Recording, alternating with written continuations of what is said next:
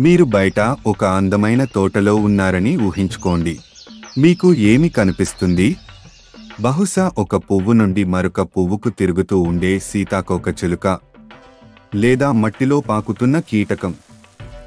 మీరు కోకిల కూయడం వినవచ్చు, లేదా గులాబీ సువాసనను పీల్చవచ్చు.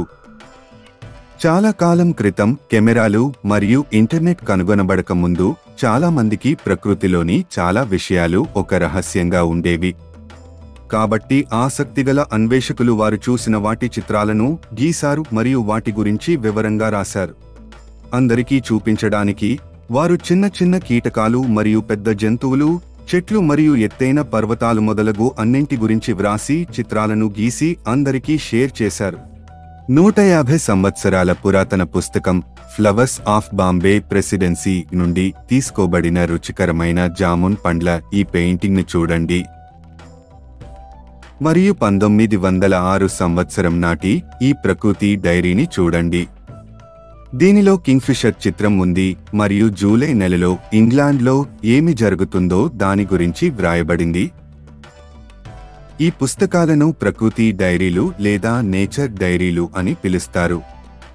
వాటి నుండి మనం అద్భుతమైన ప్రకృతి ప్రపంచం గురించి తెలుసుకోవచ్చు. ఇప్పుడు మీ వంతు. మీ ఛాలెంజ్ 5 పేజీల ప్రకృతి డైరీని రూపొందించండి. మీకు కావలసిందల్లా ఒక నోట్బుక్, ఒక పెన్సిల్ లేదా పెన్, కొన్ని రంగులు మరియు చాలా ఉత్సుకత.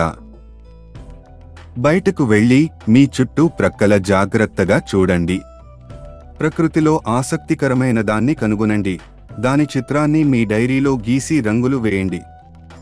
దాని పేరు, దాన్ని మీరు ఎక్కడ చూశారు, తేదీ మరియు ఆ విషయం గురించి మీరు ఇవ్వాలనుకుంటున్న ఏదైనా సమాచారాన్ని మీ డైరీలో వ్రాయండి.